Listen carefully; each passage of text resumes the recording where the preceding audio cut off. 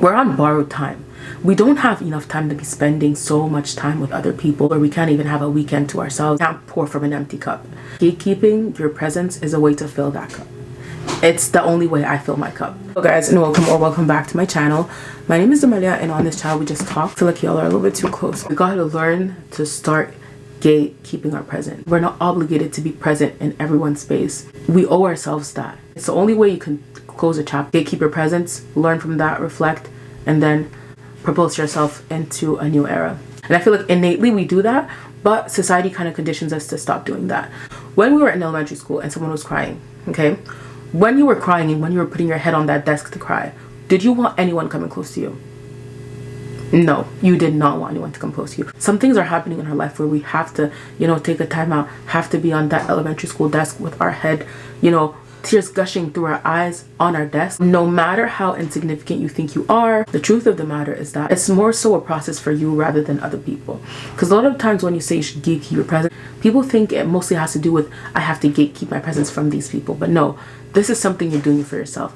I'm gatekeeping my presence because I need to recuperate with myself. I need to recharge. As a person who, I want to say used, but it really depends on the phases of my life. Sometimes I'm more introverted, sometimes I'm more extrovert. I used to be all over the place just as soon as I finished college. I'm like, it's not normal for someone to only have 2 days in a week and cannot have a weekend where they can stay at home. And that's where I started going more within. I'm like, hey, how come I'm all over these places? Why can't I just be put? And I understood that I was not able to be alone because I was uncomfortable with solitude. I was uncomfortable with the conversations I would have with myself.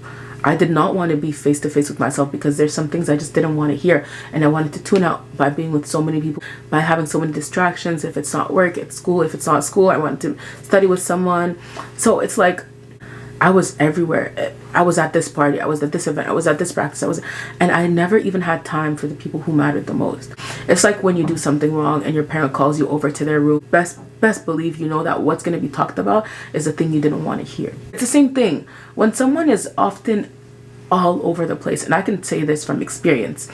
I've been that person at a certain point in my life, but it's mostly because they're uncomfortable with sitting with themselves. I mean, for me, it's like, thank God I grown up in a very, my parents, honestly, it's when you're young that you don't get it, but they didn't bother me as much. Yes, they were a little bit more stricter on the things that matter, but honestly, it just ended up playing up in my benefit. But they were strict about taking school seriously. Yeah, I might have been sad that I couldn't sleep over at my friend's house, but right now with the reports of things happening when young children do sleepovers, I'm nothing but grateful, and I will definitely replicate that with my children if God blesses me with children in the future. When I say I used to be everywhere, I don't want to make this seem like everywhere is a bad thing, because you could be everywhere. You can be in a book club, as you can be in a gym, and you can be, at work. I was not in places necessarily that I felt like were bad for me. There were definitely places that made me grow, places where I'd connect with like-minded souls, places where I'd benefit from. I'd be somewhere, just everywhere but with myself. I realized that I was pouring into too many cups simultaneously. This does not mean that the cups I was pouring into were bad cups. No, a lot of them were cool, a lot of them were nice, a lot of them were monumental shifts in my life. I didn't know that I was kind of like dodging one-on-one conversations with myself until I understood that the only person who's going to give it to you raw is yourself. We are the only people, whether it's our internal dialogue, we can tell ourselves the truth.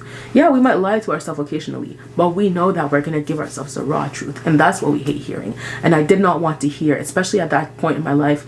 I was probably stagnated with something. I might have to look at my journals. And I was also dealing with something else, and I did not want to have that. So I would always be everywhere, making new friends, making new connections. You have to figure out which cups are worth pouring into. All of them are valid in their own merit. All of them are decent cups to pour into. But you have to pick those that you feel like will pour into you, and honestly, they will pour back into you. You can't pour into, if you're pouring into a cup and it's one directional, there is a problem. Sometimes the person is on empty and they need your help.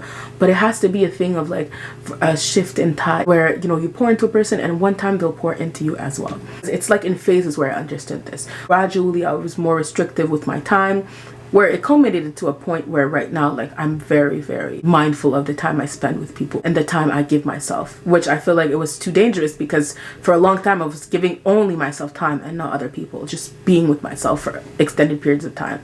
And from one person going from one extreme to the other, I would say personally, I do prefer being, anyway, it was a journey. Let me tell you.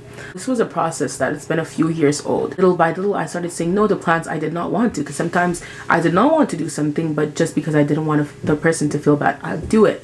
Little by little, it made more room for myself. The problem is not pouring into cups, it's figuring out which cups are worth pouring into. Some cups I like their design, I like their color, I like their shape, but productivity is making the hard choice of seeing which cup you have to pour into. And gatekeeping your presence sums up to making the hard choice of seeing which cup you have to pour into. If there's two important people in your life, both of their situations require immediate attention, there's no option for you to not go to any of them. You're going to have to go to one of them. And let's just say, for argument's sake, it's your mom or your dad. You're gonna have to pick one of them. You love them both equally, but someone is going to have to pass before someone else. Because there will be many cups, there will be many situations or many people that will require for you to give time and energy. But gatekeeping your presence is that hard decision of deciding, hey, who do I tend to first? It might take a bullet to the heart, because saying that someone is worthy of your time is also saying and implying that another person is unworthy of your time. And that's true. And that's a lot of times why we create hurt, because we're not able to tell ourselves the truth. Because when you're making a decision, it's because one thing means the other. It's not all the time that it's the case, but in this case, when you are gatekeeping your presence and when you are letting certain people enter that gate, it's because the others, you don't feel that they are necessary enough to enter that gate. And it's like when we look at a CV of you're applying for a job or you're applying to be an engineer. Everyone applying there is elite, but it just so happens that some people are better than you. You can have 90, 10 people can have 90, but that person who has 91 comes before them. We're on borrowed time. We don't have enough time to be spending so much time with other people to the detriment of ourselves, where we can't even have a weekend to ourselves. We have to all constantly be running here, doing this. This is not saying that you can't love many people at the same time, or there's not room in your heart for many people at the same time. You can't pour from an empty cup. Gatekeeping your presence is a way to fill that cup. It's the only way I fill my cup. Keeping yourself helps you pour back into yourself to recharge.